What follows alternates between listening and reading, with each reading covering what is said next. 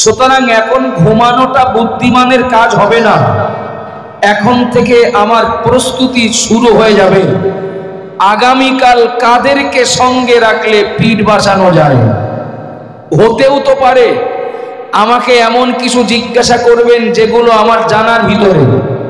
হতেও তো পারে আমাকে এমন কিছু জিজ্ঞাসা করবেন আমাকে কোনো সহযোগিতা করার প্রতিশ্রুতি দেওয়ার কারণে।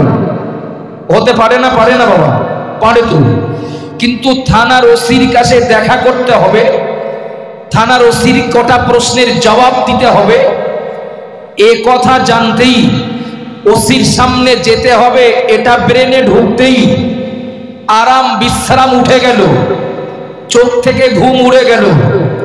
কোথায় বালিশ, কোথায় কম্বল, ওসব আমার কাছে কিছুক্ষণের জন্য পর হলো। রাত থেকে শুরু হবে। কারা সঙ্গে থাকলে আগামীকাল থানার ওসির সামনে থেকে আমি নিরাপদে বা নিশ্চিন্তায় বেরিয়ে বাড়ি আসতে পারি। আব্বাজান ভাইরা, মনে কি দিন মা বোনেরা, মনে রাখুন, আগিয়ে চলুন। থানার ওসি, থানার বড় বাবু হতে পারেন বাদুড়িয়া থানার কিংবা স্বরূপনগর থানার। ও বাবা জিরা মায়না, মনে রাখুন, থানার ওসি তো সৃষ্টি, স্রষ্টা নয়, তিনি তো সৃষ্টি। আর আমাকে কিছু জিজ্ঞাসা করবেন, আমাকে কিছু প্রশ্ন করবেন, আমিও সৃষ্টি। ও বাবা জিরা মায়না, মনে রাখুন, আমি সৃষ্টি আর এক সৃষ্টির সামনে যাব। ওই সৃষ্টির কাছে যদি প্রশ্নের জবাব দিতে না পারি আমার শাস্তি হবে। কি শাস্তি হবে? আমার জেল খাটতে হতে পারে, হয়তোবা আমার ফাঁসিও হতে পারে। এই ভয়ে, এই চিন্তায় আমি থানায় যাওয়ার জন্য রাতের ঘুম হারাম করে দেব। আমি থানায় যাওয়ার জন্য কাদেরকে সঙ্গে নিয়ে গেলে আমার বিপদ থেকে বাঁচবো তার প্রস্তুতি নিতে আরম্ভ করব। ও বাবাজিরা, ভাইরা, মনে রাখুন, প্রিয় নবী মুহাম্মদুর রাসূলুল্লাহ সাল্লাল্লাহু আলাইহি ওয়াসাল্লাম নবী আমার জানিয়ে দিলেন, কাল কিয়ামতের দিন মহান আল্লাহ সব বান্দা বান্দীদিগকে আল্লাহ এক এক করে নিজের কাছে হাজির করাবেন। ও বাবাজিরা, ভাইরা, মনে রাখুন, কোরআন শরীফের ভিতরে মহান আল্লাহ জানিয়ে দিলেন, ওই দিনে ইয়াউমা ইয়াকুমুর রূহু ওয়াল মালাইকাতু সাফফান লা ইয়াতাকাল্লামুনা ইল্লা মান আযিন। মহান আল্লাহ জানিয়ে দিলেন, যে দিনে মহান আল্লাহ এক এক করে বান্দা বান্দি দিগকে হাজির করাবেন, এক এক করে প্রশ্ন করবেন। মহান আল্লাহ ওই দিনের বিবরণ দিয়েছেন তার পাক কালাম কোরআনের ভিতরে। ও বান্দা বান্দিরা, মনে রাখো, আমি আল্লাহ পাক রব্বুল আলামিন বলছি, ওই দিনে জিন, ইনসান আর ফেরেশতা মণ্ডলী তারা সবাই আসামির মতো দাঁড়িয়ে যাবে। কারোর কোনো কথা বলার অধিকার থাকবে না, কথা বলার সাহস থাকবে না, কথা বলার অনুমতি থাকবে না, ইল্লা মান আযিন। মহান আল্লাহ জানিয়ে দিলেন, কেবলমাত্র যে অনুমতি পাবে সে ব্যতীত। ও বাবাজিরা, ভাইরা, আমি পরিস্থিতিটা বোঝানোর চেষ্টা করছি, তারপরেই পরের কথাটা মজা লাগবে, ভালো লাগবে। মহান আল্লাহ জানিয়ে দিলেন, ওই দিনে জিন, ইনসান সহ ফেরেশতা মণ্ডলী তারা সবাই আসামির মতো দাঁড়িয়ে যাবে। আশ্চর্য ব্যাপার হলো, আমরা হলাম মানুষ, ভুলে ভরা আমাদের জীবন। একদিকে যেমন আমরা আল্লাহর দেওয়া আদেশ ঠিক মতো পালন করতে পারি না, আল্লাহ যেটা নিষেধ করেছেন, নবী যেটা নিষেধ করেছেন, নিষেধটাকে আমরা বাদ দিয়ে চলতে পারি না। হিসাব করলে পাওয়া যাবে আমরা দুমুখ আসামি। ও বাবাজিরা, ভাইরা, মনে রাখুন, আমরা আল্লাহর সহি দরবারে ওই দিন আসামির মতো যদি দাঁড়িয়ে যায়, এটা আশ্চর্য হওয়ার ব্যাপার নয়। আমরা বলবো এটা স্বাভাবিক, কিন্তু ফেরেশতা মণ্ডলী যারা জন্মলগ্ন থেকে আল্লাহর ইবাদত ছাড়া কিছুই জানেন না, আল্লাহর ইবাদত ছাড়া কিছুই করেন না, তাদের ঘর বাড়ি নেই, তাদের সংসার নেই, চাষবাস নেই, চাকরি বাকরি ব্যবসা বাণিজ্য নেই, তাদের বিনিবাল বাচ্চার জ্বালা যন্ত্রণা নেই, রাত দিন 24 ঘন্টা ধরে আল্লাহর ফেরেশতা মণ্ডলীরা আল্লাহর ইবাদত বন্দেগীতে মশগুল। নবী আমার জানিয়ে দিলেন, ওই কঠিন মুসিবতের দিনে আল্লাহর ওই সকল ফেরেশতা মণ্ডলীরাও তারাও আসামির মতো দাঁড়িয়ে যাবে। ও বাবাজিরা, ভাইরা, মনে রাখুন, আমি আর এক ধাপ এগিয়ে যাচ্ছি, সময় হাতে খুবই কম। প্রিয় নবী মুহাম্মদুর রাসূলুল্লাহ সাল্লাল্লাহু আলাইহি ওয়াসাল্লাম নবী আমার অন্য একটা হাদিসে বলেছেন, হাদিসটা অনেক লম্বা, আমি প্রয়োজনে আমি খুব ছোট করে বলছি। শুধু নবী শুধুমাত্র জিনেরা নন, ফেরেশতারা নন, শুধুমাত্র আল্লাহ রাব্বুল আলামিনের সৃষ্টি মানুষ নন বাবা। মহান আল্লাহ নবী জানিয়ে দিলেন কাল কিয়ামতের দিন নবী আদম আলাইহিস সালাম থেকে শুরু করে আর নবী ঈসা রূহুল্লাহ পর্যন্ত সকল নবী রাসূলেরাও তারাও আল্লাহর কাছে যেতে ভয় পাবেন। আমার কথা বুঝতে অসুবিধা হচ্ছে কি?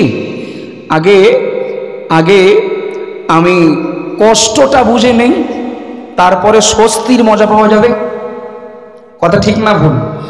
আলোর গুরুত্বটা তখনই বুঝবো অন্ধকারটা যখন আগে জানবো। বসেছি তো মাদ্রাসার আঙিনায়, মাদ্রাসার সঙ্গে দ্বীনি প্রতিষ্ঠানের সঙ্গে আমার সম্পর্ক রাখার প্রয়োজন আসে না নেই? অল্প কথা আল্লাহ চাইলে বোঝার জন্য যথেষ্ট হবে ইনশাআল্লাহ। আব্বাজান ভাইরা মনে কি দিন, মা বোনেরা মনে রাখুন, আমি সংক্ষেপে বলছি। প্রিয় নবী মুহাম্মদুর রাসূলুল্লাহ সাল্লাল্লাহু আলাইহি ওয়াসাল্লাম নবী আমার জানিয়ে দিলেন কাল কিয়ামতের দিন মহান আল্লাহ পাক রব্বুল আলামিন মাথার অতি সন্নি করে আল্লাহ সূর্যের 12টা মুখ খুলে দেবেন। ও বাবাজিরা ভাইরা, বৈশাখ জ্যৈষ্ঠ মাসে সূর্য কোটি কোটি মাইল দূরে থাকার পরে ওই সূর্যের তাপে আমরা অতিষ্ঠ হয়ে যায়, মাঠে কাজ করতে পারি না, পাকা রাস্তায় হাঁটতে পারি না, ছাদের উপরে উঠতে পারি না। নবী আমার জানিয়ে দিলেন কাল কিয়ামতের দিন মহান আল্লাহ পাক রব্বুল আলামিন মাথার অতি সন্নি করে আল্লাহ 12টা সূর্যের মুখ খুলে দেবেন। শুধু তাই নয় বাবা, এই সূর্যের তাপে জমিনটা পুরো তামা হয়ে যাবে। হাসরের ময়দানে নবী আদম আলাইহিস সালাম থেকে নিয়ে আর কিয়ামত পর্যন্ত যত মানুষ দুনিয়াতে আগমন করবেন, সকল মানুষেরা, সকল জিনেরা, এমনকি সকল নবী রাসূলেরা আমাদের নবী বাদে সবাই অতিষ্ঠ হয়ে যাবেন। ও বাবাজিরা ভাইরা মনে রাখুন, নবী আমার জানিয়ে দিলেন কিছু মানুষ তারা একত্রিত হয়ে যাবেন। ওই কষ্টের ভিতরে, ওই কঠিন মুসিবতের ভিতরে কিছু মানুষ একত্রিত হবেন একটা আলোচনার জন্য। আলোচনাটা কি? তার এক জায়গায় আলোচনা হয়ে বলবেন এই কষ্ট তো আর সহ্য করা যায় না, এই কষ্ট আর মেনে নেওয়া যায় না, আর তো মানিয়ে নেওয়া যায় না। কয়েকজন হাসরবাসীরা তারা এক জায়গায় হয়ে সিদ্ধান্ত নেবেন আমরা একটা কাজ করি, চলো আমরা এই কজন মিলে নবী আদম আলাইহিস সালামের কাছে চলে যাই। আল্লাহর নবী আদমকে আল্লাহ সৃষ্টি করার ইচ্ছা করেছিলেন, কিন্তু আল্লাহ পাক ইচ্ছা করলে ফেরেশতারা বাধা দিয়েছিলেন, আপত্তি করেছিলেন। মহান আল্লাহ পাক রব্বুল আলামিন ফেরেশতাদের আপত্তিকে না নিয়ে আল্লাহ আদমকে তৈরি করেছিলেন। আর ওই আদমের সম্মান আল্লাহ ফেরেশতাদের তুলনায় বেশি করে দিয়েছিলেন। চলো আমরা চলে যাই আল্লাহ নবী আদম আলাইহিস সালামের কাছে। ও বাবাজিরা ভাইরা মনে রাখুন, এরা চলে যাবেন আদম নবীর কাছে একটা দাবি নিয়ে। দাবিটা হলো, ওগো আমাদের আদি পিতা নবী আদম, আপনি একটু আমাদের জন্য আল্লাহর কাছে সুপারিশ করুন, আল্লাহ যেন বিচারটা শুরু করে দেন। যদি জাহান্নামেও যেতে হয়, কপালে যদি থাকে তো সেটাও আমরা মেনে নেব, অন্তত এই কষ্টের হাত থেকে বাঁচতে পারবো। হাসরবাসীদের ভিতরে কিছু মানুষ আদম নবীর কাছে চলে যাবেন। ওগো আমাদের আব্বাজান, ও আদি পিতা, আপনি একটু আমাদের জন্য আল্লাহর কাছে সুপারিশ করুন, আল্লাহকে বলুন আল্লাহ যেন বিচার আরম্ভ করে দেন। নবী আদম আলাইহিস সালাম শুনেই জবাব দেবেন নফসি নফসি ইযহাব ইলা গায়রিহি। ও আমার সন্তানেরা, আমার পক্ষে সম্ভব নয়, আল্লাহর কাছে যাওয়ার মতো সাহস আমার নাই, আমি আমার নিজের চিন্তায় নিজে চিন্তিত, পারলে অন্য কোথাও চলে যাও। কেন কি বলতে সময় লাগবে। আদম নবী যাবেন না, আদম নবীর কাছ থেকে লোকগুলো নবী নূহ আলাইহিস সালামের কাছে চলে আসবেন। ও আল্লাহর নবী নূহ, আপনি একটু আমাদের জন্য আল্লাহর কাছে সুপারিশ করুন, আল্লাহ যেন বিচারটা শুরু করে দেন। নবী নূহ আলাইহিস সালাম বলবেন, নফসি নফসি ইযহাব ইলা গায়রিহি। ও আল্লাহর বান্দা বান্দিরা, আমি আল্লাহর নবী নূহ, আমি আল্লাহর কাছে সুপারিশ করব, ওই সাহস আমার নেই। আমি নিজের চিন্তায় নিজে চিন্তিত। আজকের দিনে আমারই কি হবে তাই জানি না। পারলে অন্য কোথাও যাও। কেন যাবেন না বলার সময় নেই, যাবেন না এটাই ফাইনাল। নবী নূহ আলাইহিস সালামের কাছ থেকে এ মানুষগুলো চলে যাবেন আল্লাহর নবী ইব্রাহিম আলাইহিস সালামের কাছে। তথা কথাটা বলার উদ্দেশ্য হলো আমার এটাই, শুধু জিন না, ফেরেশতা না, সাধারণ মানুষ না, আদম নবীও আল্লাহর কাছে যেতে ভয় পাবেন, নূহ নবীও আল্লাহর কাছে যেতে ভয় পাবেন। ইব্রাহিম নবীর কাছে যে একই আবদার করতেই তার জবাবও একই, আমার পক্ষে সম্ভব না, অন্য কোথাও যাও। কে আমি? আমার নিজের চিন্তায় নিজে চিন্তিত, আমারই কি হবে তাই জানি না। নবী রাসূলদের জন্য আল্লাহ জাহান্নামার আগুন হারাম করে দিয়েছেন। একটু জোরে বলুন, একটু মহব্বত করে বলেন না সুবহানাল্লাহ। নবী রাসূলদের জন্য জাহান্নামার আগুন আল্লাহ হারাম করেছেন। এরপরেও নবী রাসূলেরাও আল্লাহর কাছে যেতে তাদের মন্তব্যই থাকবে। আবাজান মায়েরা মনে রাখুন, ও মা বোনেরা মনে গিরি, নবী ইব্রাহিম আলাইহিস সালাম তিনিও বলবেন, না না না, আমার পক্ষে সম্ভব নয়, ইযহাব ইলা গায়রিহি, পারলে অন্য কোথাও যাও। ও বাবাজিরা ভাইয়েরা মনে রাখুন, আল্লাহ ইব্রাহিম নবীকে নবী বানিয়েছেন, আল্লাহ তাকে খলিল বলেছেন। ওই ইব্রাহিম নবী আল্লাহর কাছে যেতে ভয় পাবেন, অন্য জায়গায় পাঠিয়ে দেবেন।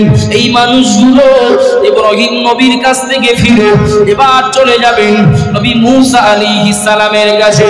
ও আল্লাহর নবী মূসা, আপনি আমাদের জন্য একটু আল্লাহর কাছে সুপারিশ করুন, আল্লাহ যেন এই বিপদ থেকে রেহাই দিয়ে দেন, এই সূর্যের তাপ থেকে যেন বাঁচতে পারি। ও বাবাজিরা ভাইয়েরা মনে রাখুন, নবী মূসা আলাইহিস সালাম একই কথা বলবেন। এই মানুষগুলো ঈসা নবীর কাছে চলে যাবেন। নবী ঈসা আলাইহিস সালাম তিনি বলবেন, ও আল্লাহর বান্দা বান্দিরা, আজকের দিনে আল্লাহর কাছে যাওয়ার সাহস কারণ নেই। অন্যদিকে সময় নষ্ট না করে, এইভাবে কষ্ট করে দৌড়াদৌড়ি না করে, পারলে নবী মুহাম্মদ রাসূলুল্লাহ সাল্লাল্লাহু আলাইহি ওয়াসাল্লামের কাছে চলে যাও। একটু জোরে বলেন সুবহানাল্লাহ, আর একটু মহব্বতে বলেন সুবহানাল্লাহ। ও বাবাজিরা ভাইরা মনে রাখুন, প্রিয় নবী মুহাম্মদ রাসূলুল্লাহ সাল্লাল্লাহু আলাইহি ওয়াসাল্লামের কাছে নবী ঈসা আলাইহিস সালাম যাওয়ার কথা বলবেন, আর বলে দেবেন নবী মুহাম্মদ রাসূলুল্লাহর কাছে যদি যাও তিনি আর তোমাদেরকে ফিরিয়ে দেবেন না। আমার বলার উদ্দেশ্য হলো এই জায়গায় ওই কঠিন মুসিবতের দিনে আমরা বিশ্বাস করি আমাদেরকেও দাঁড়াতে হবে, যারা দাঁড়াবেন আমরাও তার ভিতরে।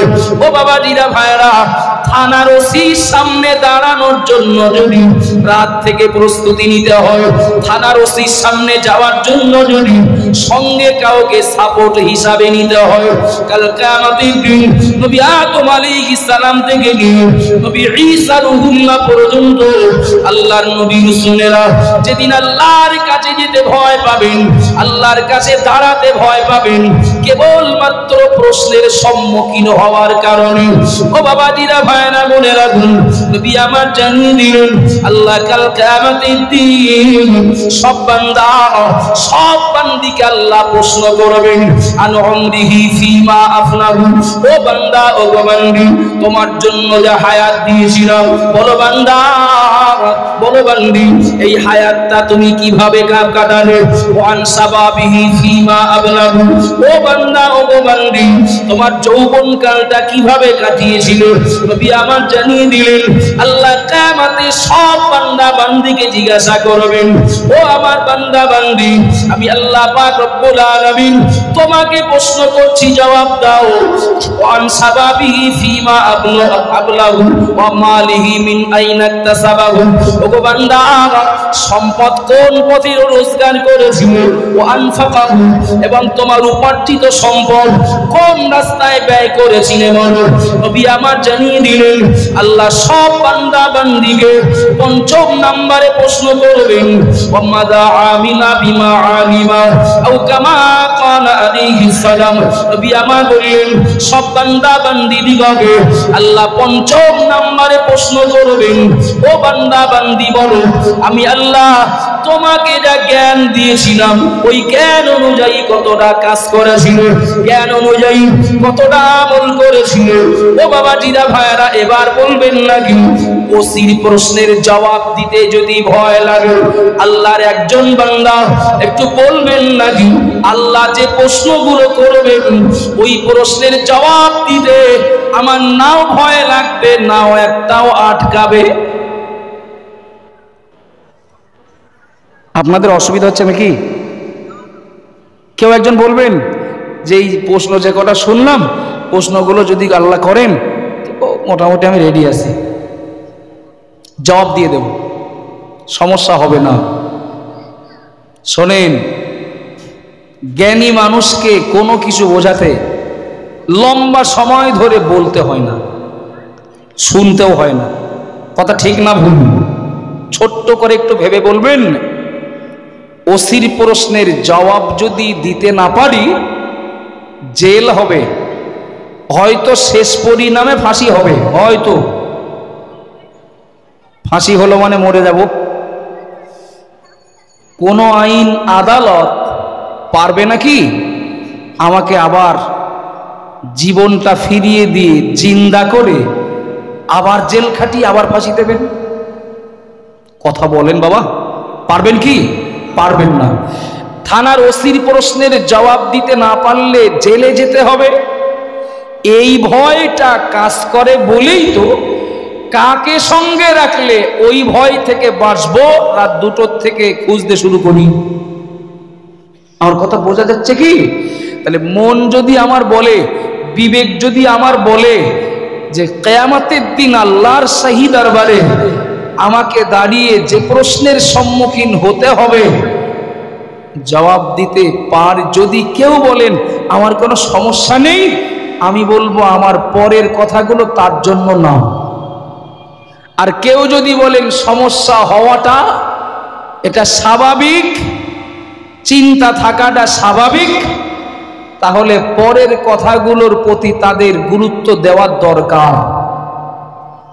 আমাদের প্রশ্নের উত্তরে ধরা পড়ার সম্ভাবনা বেশি না কম?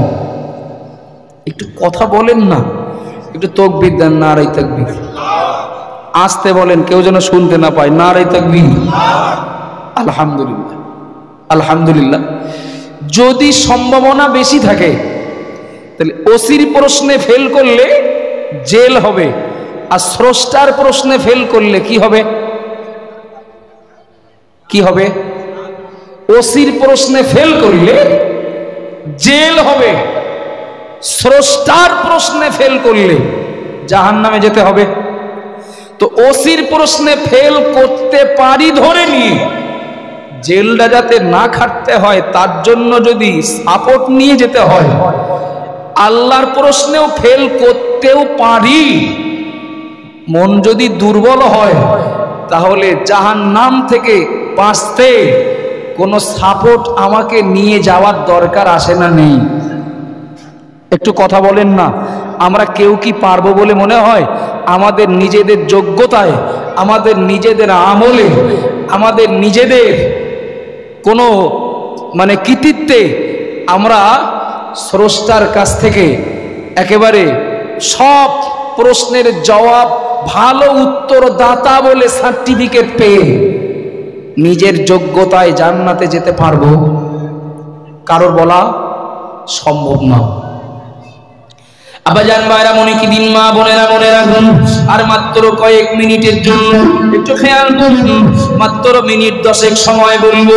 ও বাবাজিরা ভাইরা, যদি মন বলে যে না আমারও কিয়ামতের দিন আল্লাহর কাছে প্রশ্নের জবাব দিন, আমাকে ছাড় পাওয়ার, আমার নিজের যোগ্যতায় ছাড় পাওয়ার আমার পক্ষে সম্ভব হবে না, তাহলে মনে রেখে দিন ও বাবাজিরা ভাইরা, আদম থেকে ঈসা নবী পর্যন্ত যেদিন আল্লাহর সামনে যেতে ভয় পাবেন, ওই দিনটাকে হালকা ভাবে না নিয়ে একটু গুছিয়ে যাওয়া ভালো। কথা ঠিক বলছি না ভুল বলছি? দিনটাকে একটু হালকা ভাবে না নিয়ে একটু গুছিয়ে যাওয়া ভালো। প্রিয় নবী মুহাম্মদ রাসূলুল্লাহ সাল্লাল্লাহু আলাইহি ওয়াসাল্লাম নবী আমার জানিয়ে দিলেন, ও আমার উম্মতিরা মনে রাখো, আমি মুহাম্মদ রাসূলুল্লাহ বলছি, মান ক্বারাআল কুরআনা ফাস্তাজাবা লাহু ফাহাল্লা হালালাহু ওয়া হাররামা হারামাহু আদখালাহুল্লাহুল জান্নাতা। অনেক হাদিস, অনেক দলিল তথ্য দেওয়া যাবে, আমি একটাই বলবো, প্রিয় নবী মুহাম্মদ রাসূলুল্লাহ সাল্লাল্লাহু আলাইহি ওয়াসাল্লাম নবী আমার জানিয়ে দিলেন, যারা দুনিয়াতে কোরআন হিফজ করে, কোরআন যারা মুখস্থ করে, কোরআনের যারা হাফেজ তৈরি হয়, ও বাবাজিরা ভাইরা, নবী আমার জানিয়ে দিলেন, কেউ কোরআনটাকে হিফজ করে মৃত্যুর আগ পর্যন্ত স্মরণে রেখে ফাহাল্লা হালালাহু ওয়া হাররামা হারামাহু, নবী আমার জানিয়ে দিলেন, যদি সে হালালটাকে হালাল বলে গ্রহণ করে, হারামটাকে হারাম বলে বর্জন করে, আমি মুহাম্মদুর রাসূলুল্লাহ বলছি, কাল কিয়ামতের দিন মহান আল্লাহ পাক ওই কোরআনের হাফেজটাকে ডাকবেন, ও আমার বান্দা, না না না, তুমি আর অপেক্ষা করো না হাসরের ময়দানে, আমি আল্লাহ তোমাকে বলছি, আদখালাহুল্লাহুল জান্নাতাহু। নবী আমার জানিয়ে দিলেন, মহান আল্লাহ পাক রব্বুল আলামিন ওই হাফেজ কোরআনকে আল্লাহ বলবেন, বান্দা, ও বান্দি, আমার দয়ার জান্নাতে চলে যাও। একটু জোরে বলেন। রাগটাগ হলো নাকি শুনে আপনাদের? একটু মহব্বত করে বলেন না সুবহানাল্লাহ। তুমি জান্নাতে চলে যাও, চলেন। কে বলেছেন কথাটা? কথাটা কার? নবীর। কথাটা কার? নবীর। 10 টাকায় 10 লাখ বাদলেও বাঁধতে পারে, বাম্পার অফার চলছে। 20 টাকায় 1 কোটি টাকার অফার, লটারি বিক্রি হচ্ছে, শিওর 1 কোটি বাঁধবে, শিওর 10 লাখ বাঁধবে। এরপরেও অনেক মুসলমান আছে বিসমিল্লাহ বলে লটারি কাটে। আল্লাহ যদি কপালে রাখেন, যদি বেঁধে যায় 10 লাখ, যদি বেঁধে যায় 1 কোটি, কাঠি কেটে রাখি।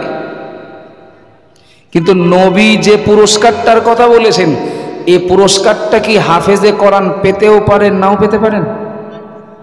শিওর পাবেন। একটু বলেন না সুবহানাল্লাহ, খুশি হয়ে বলেন না সুবহানাল্লাহ। আচ্ছা, যদি আপনাদের তাই মনে হয় যে শিওর পাবেন,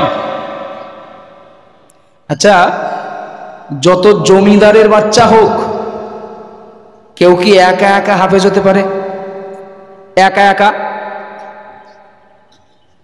তার মাথায় পাগড়িটা উঠতে অনেক শ্রেণীর মানুষের অবদান থাকতে হয় না? হাফেজে কোরআন আজকের 7 জন পাগড়ি নেবেন না, কজন? 5 জন হাফেজ সাহেব পাগড়ি নেবেন। হাফেজ সাহেবদের মনে রাখতে হবে, আমার মাথার এই পাগড়িতে কত ভ্যানওয়ালারও 2 টাকা আছে না নেই? এই মাথায় পাগড়ি উঠতে ইট ভাটায় কঠোর পরিশ্রম করা কত শ্রমিকে 10 টাকা আছে। এমনকি কত ফকির মিসকিনেরও কিছু টাকা হলেও তার পিছনে সহযোগিতায় লেগে আসে। একটু আগেই তো তার প্রমাণ পেলেন। আবার জানবারা মনে কি দিন, মা বোনেরা মনে রাখুন, গভীরভাবে মনোযোগ দিয়ে শুনছেন, আমার ভালো লাগছে। এবার একটু দয়া করে বলুন, হাফেজে কোরআন যদি একা একা হাফেজ হতে না পারেন, তার পিছনে যদি একাধিক মানুষের সহযোগিতার প্রয়োজন হয়, ও বাবাজিরা ভাইয়েরা, আমি নিজেই তো সাক্ষী। ঘোষপাড়া সিদ্দিকিয়া কোরআনিয়া মাদ্রাসা ও এতিমখানা ছিল না? ছিল তো। ঘোষপাড়া সিদ্দিকিয়া কোরআনিয়া মক্তব ছিল না? আমরা তো তার প্রথম ছাত্র ছিলাম। আমি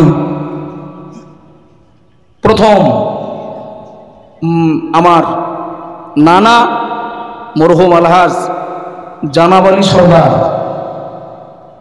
এবং নানিমা দুজনা ইন্তেকাল করেছেন। আল্লাহ তাদেরকে জান্নাতের উচ্চ মাকাম দান করেন। বলুন আমিন। একটু মহব্বতে বলেন আমিন। তো আমি ছোটবেলা থেকে যখন ঘোষপাড়া পশ্চিমপাড়া প্রাইমারি স্কুলে পড়তাম, তখন তো এই মক্তবেই পড়তে আসতাম। তো সেদিনকার মক্তব কেমন ছিল, হয়তো ক্যামেরা ছিল না, মোবাইল ছিল না, তো ছবির মতো আমার মনে আছে। আজকের মক্তব থেকে মাদ্রাসা হলো, জমি দাতা লেগেছে, কথা বলবেন না। বিল্ডিংটা করতে দাতা লেগেছে, কেউ ইট দিয়েছেন, বালি দিয়েছেন, রড দিয়েছেন, সিমেন্ট দিয়েছেন, কেউ টাকা দিয়েছেন।